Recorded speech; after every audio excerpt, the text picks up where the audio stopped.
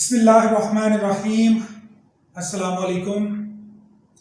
حضرت ابو دجانہ رضی اللہ تعالی عنہ ایک بہت عظیم صحابی رسول تھے۔ ویسے تو ہر صحابی عظیم ہے، لیکن ہر صحابی رسول سے جڑے ہوئے واقعات اور دین کے لیے ان کی خدمات مختلف ہیں اور اپنی اپنی جگہ پہ اہمیت کی حامل ہیں، کیونکہ ہم ان زندگیوں کو قریب سے اسٹڈی نہیں کرتے تو ہمیں جو سبق وہ ہمارے لیے چھوڑ گئے ہیں وہ معلوم نہیں ہو پاتے، ہم تک وہ دروس پہنچتے نہیں اور ہم ان سے فائدہ نہیں اٹھا پاتے۔ حضرت ابو دجانہ رضی اللہ تعالیٰ عنہ کا نام سماک بن خراشہ رضی اللہ تعالیٰ عنہ تھا اور ابو دجانہ رضی اللہ تعالیٰ عنہ آپ کی کنیت تھی۔ آپ رضی اللہ تعالیٰ عنہ صحابہ کرام میں سب سے زیادہ تجربہ کار اور مہارت رکھنے والے تلوار باز تھے، اور آمنے سامنے گھمسان کی جنگ میں آپ بہت مہارت رکھتے تھے۔ میدان جنگ میں آپ اپنے سر کے اوپر ایک لال رنگ کا رومال باندھ لیتے تھے، اور جب آپ یہ لال رومال اپنے سر پہ باندھ لیتے تو ہر کوئی یہ جان لیتا کہ حضرت ابو دجانہ رضی اللہ تعالیٰ عنہ نے موت تک لڑنے کا ارادہ کر لیا ہے، تہیہ باندھ لیا ہے۔ آپ رضی اللہ تعالیٰ عنہ مدینہ منورہ میں پیدا ہوئے تھے اور جنگ یمامہ میں آپ رضی اللہ تعالیٰ عنہ شہید ہوئے۔ تو ایک غزوہ احد کے اندر اور دوسرا جنگ یمامہ کے اندر آپ کا کردار بے مثال ہے۔ حضور اکرم صلی اللہ علیہ وآلہ وسلم نے غزوہ احد میں اپنی تلوار مبارک حضرت ابو دجانہ رضی اللہ تعالیٰ عنہ کو عنایت فرمائی تھی۔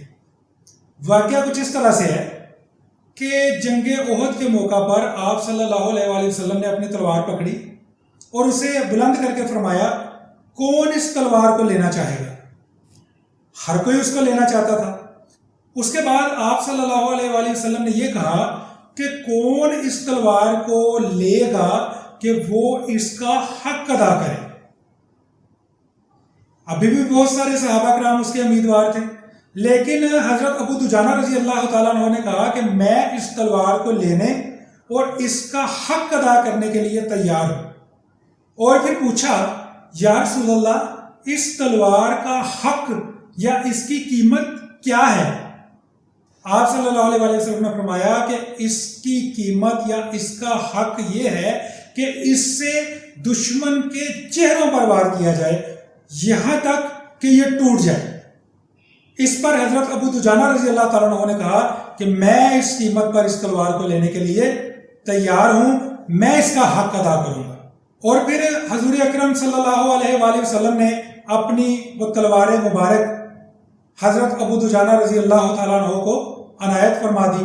حضرت ابو دجانہ رضی اللہ تعالیٰ عنہ نے وہ تلوار لی، اپنے سر پر سرخ رنگ کا رومال باندھا اور دشمن پر ٹوٹ پڑے۔ آپ نے پورے جذبے اور عزم کے ساتھ وہ تلوار اٹھائی تھی اور آپ ہر حال میں اس کا حق ادا کرنا چاہتے تھے۔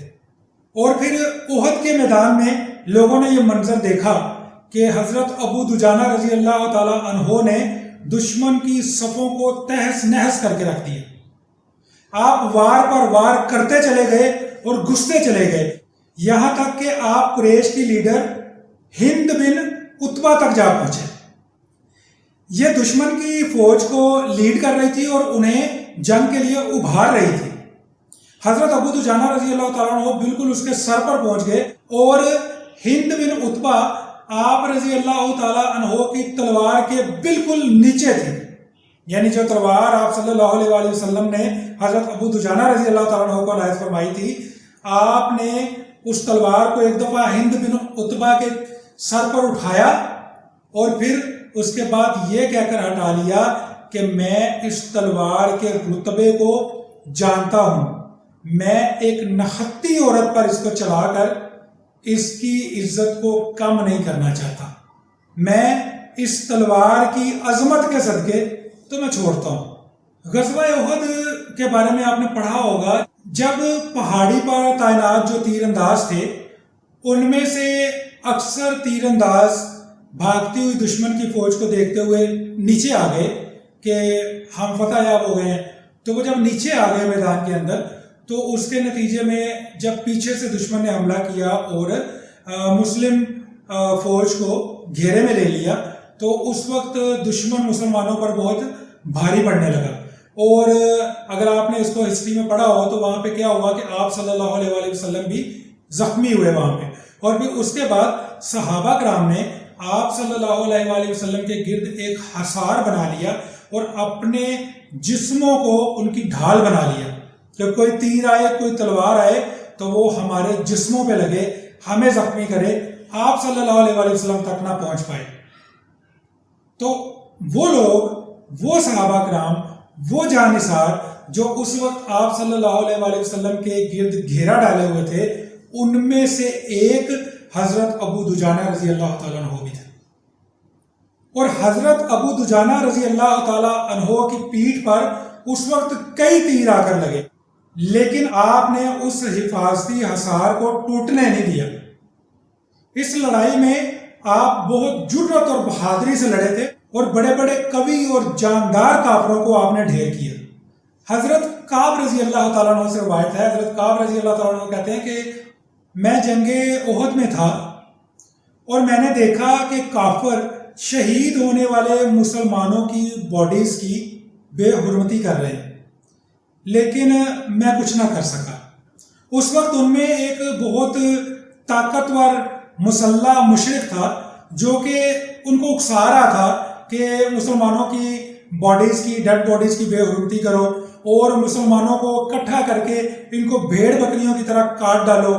फिर हजरत काब रजी अल्लाह ताला अन्हु कहते हैं कि वो ताकतवर मुशरिक आगे बढ़ा और उसके सामने एक मुसलमान नौजवान खड़ा था जो ताकत में उससे बहुत कम लग रहा था, लेकिन उसने अपनी तलवार को बुलंद किया और एक ही वार में उसको चीर के रख दिया। और फिर मेरी तरफ देखकर कहा, कैसा लगा काब? मैं हूं अबू दुजाना। तो वो अबू दुजाना रजी अल्लाह ताला अन्हु थे।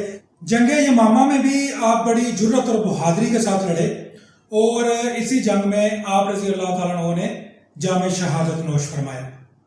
और एक और बहुत बड़ी सआदत हजरत अबू दुजाना रजी अल्लाह ताला अन्हु को हासिल है कि जिन दो नौजवानों ने झूठी नबूवत के दावेदार मुसलमा कज़्ज़ाब को जहन्नम वासिल किया था, उनमें से एक आप रजी अल्लाह ताला अन्हु थे।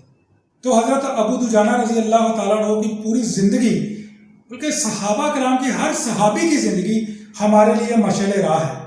हमारे असल हीरोज जो हैं वो ये हैं। ज़रूरत इस बात की है कि हम खुद भी इन्हें पढ़ें और अपने बच्चों को भी या तो पढ़ाएं या उन्हें हम खुद से ये सारे वाक़यात ये हम उन्हें बताएं और उनके जहनों में इन चीज़ों को नक्श करें ताकि उनकी पर्सनैलिटी के अंदर भी ये चीज़ें शामिल हों और वो सही मानों में इस्लामी असूलों के मुताबिक अपनी आने वाली ज़िंदगी को गुजारें। किसी से डरे नहीं, किसी के रोब में नहीं आए, कभी इस्लाम को किसी भी वजह से, किसी लालच की वजह से या किसी डर की वजह से पसे पुश्त न डालें। अगर आप अभी तक मेरे साथ हैं, इस वीडियो को देख रहे हैं, तो आपका बहुत बहुत शुक्रिया। अस्सलामु अलैकुम वरहमतुल्लाहि वबरकातुहू।